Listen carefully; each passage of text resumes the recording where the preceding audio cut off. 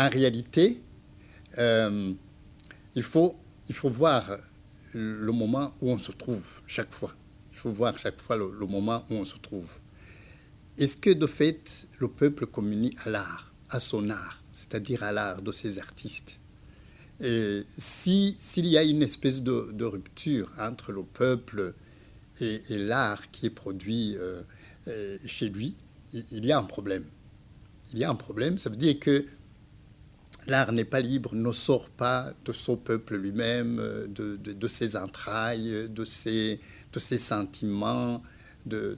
Mais je pense que, disons, si nous prenons le moment actuel que nous vivons, si les artistes étaient laissés libres, étaient laissés libres de s'exprimer, par exemple, certainement que ça ferait communier tout le monde aux sentiments des artistes. Parce que les sentiments, les artistes ne sont pas autres que le reste du peuple, certainement.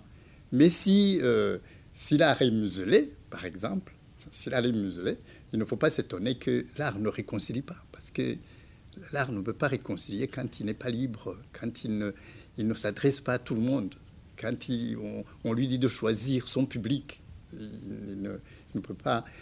Il y a un aspect, il y a un aspect étonnant de l'art que même lorsqu'il est critique et même profondément critique, alors là on va dire bah, ces artistes-là, ils ne sont pas, ils, ils, ils sont trop critiques, ils détruisent les mœurs des gens, etc. Mais même dans des cas comme ça, ils arrivent à rassembler les gens autour d'eux.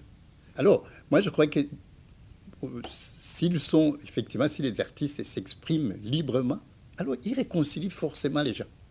Ils font que les gens se rencontrent sur les mêmes sentiments, communient au même, au même malheur et au même bonheur, aux mêmes joies, etc. Rient de la même façon, rient de la même chose, et pleurent pour les mêmes choses, etc. Et réconcilient les gens, les amènent au même sentiment, quels que soient les types de sentiments.